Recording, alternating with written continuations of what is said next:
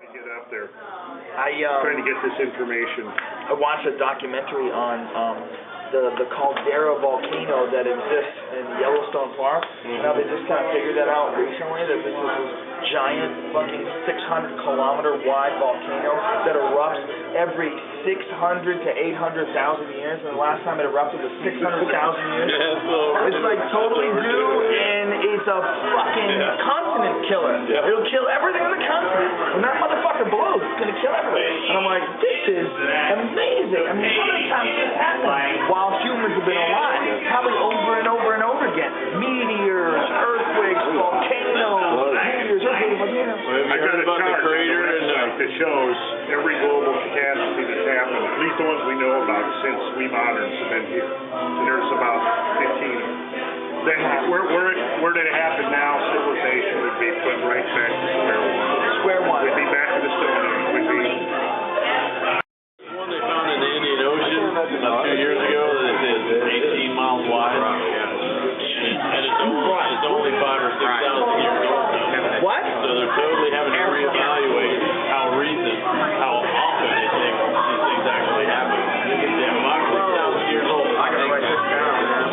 Yeah, they found these 600-foot tsunami deposits on Madagascar and also in Western Australia. So on different parts of the Indian Ocean, there's these arrowheads. So they turned around and traced back where these arrowheads pointed and looked in the bottom of the ocean. And there's this huge crater there. So, give me the information here. Put up Burkle. Yeah, B-U-R-K-E-L-E. C-K-L-E? Burkle crater. Yeah. Burkle crater. B-U-R-K-E-L-E? Let's see. Yeah, that's it. Okay. I'll tell you another interesting one. Holocene, H-O-L-O.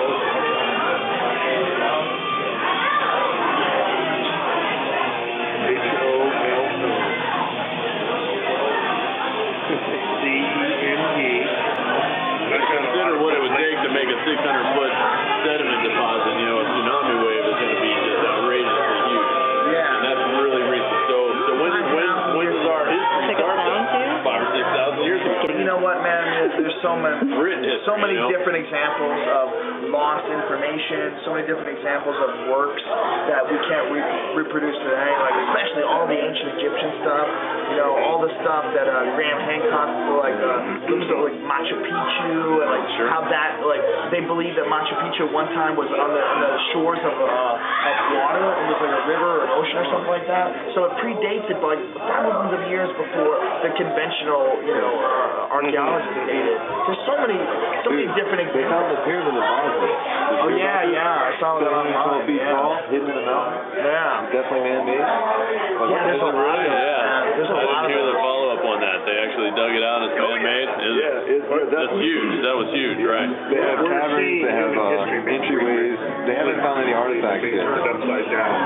Some scientists are just not willing to accept new information. I mean, it's so strange watching people that are supposed to be the guys that are distributing the information, and these guys are not allowing new information in because new information throws a big monkey wrench into their whole story of human history. Yeah, the human beings have a very hard time being completely open-minded because it's very difficult for people associate themselves with their own personal success and the information they've accumulated. That's how they define themselves. So something comes along that makes you throw out all the information you know, that you're a child all of a sudden. Nobody wants to admit that, especially these guys that are pure intellectuals. They've spent their entire career teaching large classrooms, letting them know, I have the information that's correct, you know nothing, here's what I have to give to you. Then all of a sudden someone comes along like a John Anthony West or Robert Schoch. Robert Schoch. And even John Anthony West more so because he's not an academic. Yeah. But he was over there seeing the obvious, what was under their noses that they missed. How did John Anthony West get started? What do you think he did? Well, he read a fellow by the name of Schwaller de Lucas who went to the 40s or early 50s and spent about 7 or 8 years in Egypt and wrote a whole book about the symbology of Egypt. And he kind of did a little throwaway page in there talking about the Sphinx and said, oh, by the way, the Sphinx is merely water eroded. There's been no water rainfall in Egypt for 5,000 years, therefore the Sphinx must be much older. John Anthony West picked up on that and made it his life's work. But it was more than 5,000 years. 5,000 years was like 2,500 BC was like what they attribute to the actual age of the construction of pyramids. But wasn't a shock thing and John Anthony West thing. They were talking about 9,000 BC. Oh yeah, 500 BC. Right. Yeah. But even before that, right? Because it has to be thousands of years of rainfall before that. Yeah. John Anthony West is talking like 30,000 BC. Yeah. Or very intense rainfall for a shorter period. Look, why not? I mean, we just the only reason why we don't believe 20,000 BC, 30,000 BC is because conventional archaeology and conventional scholarship tells us that that's not the case. Well, look how fast we've gone from feudalism to the state. 200 years. Now you figure 200,000 years of modern people, big as brains as we've got today. Are you going to tell me that somewhere within that whole span of time somebody didn't like start figuring out knowledge can be handed on and accumulated and we can progress to what we think of as civilization? Of course they did. Of course they did. But once you understand that periodically the world does this, the question those Egyptologists ask, well, if there was this ancient civilization, where's the evidence? Where's the evidence? Well, what they don't understand is if we came in here and dropped a hydrogen bomb on the Punchline and came back 10,000 years, there'd be nothing. Right. Right. The only reason why Egypt is still there, Giza and the Great Pyramids and all those different constructions, is they're stone. Anything that's not stone counts. In the state is limestone that's still part of the bedrock. It's not like a structure sitting separate on the surface. It is the bedrock that's been carved away and exposed.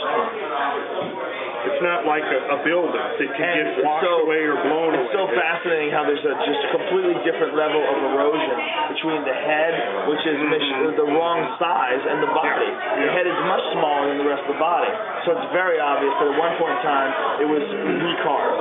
It's very obvious. Sure. If you look at the face in comparison to the rest of the body is the same material and is completely falling apart. And the head is much smaller. If it was a lion, it's much smaller than the proportions that a lion's head would be.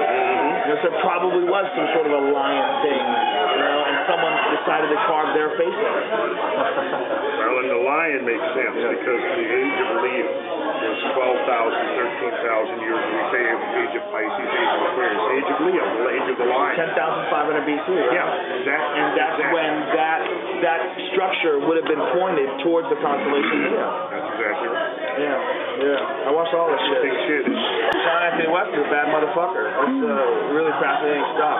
Him and Robert Schoch, those guys went out on a limb, and Robert Schoch got, I believe it was like 100 geologists to sign off on his work. And they still wouldn't look at it. Yeah. And it'll fall. It's inevitable that the old paradigms are going to fall. That Zawi Hawass guy, that guy's the problem. That guy, well, he's the defender of Orthodox. Yeah. The pyramids were here. What is the civilization? We have the evidence for the pyramids. Look, I'm like, what are you talking about? You're talking nonsense, man. You don't know. You weren't there. You got a video of these guys making it? Do you have a clue how they fucking built? You don't know shit. There's a lot of people that believe that the pyramids were made in as a concrete, and that the limestone was actually mixed. And they have some really compelling videos on YouTube where they duplicate the pyramid stones. And they said, no, this is how you do it. It's with natural substances that existed all throughout the period that the pyramids were being constructed. This is totally feasible. That they would have mixed this limestone, and they show they have all this different stuff, and they mixed it, and it becomes hard as fucking concrete.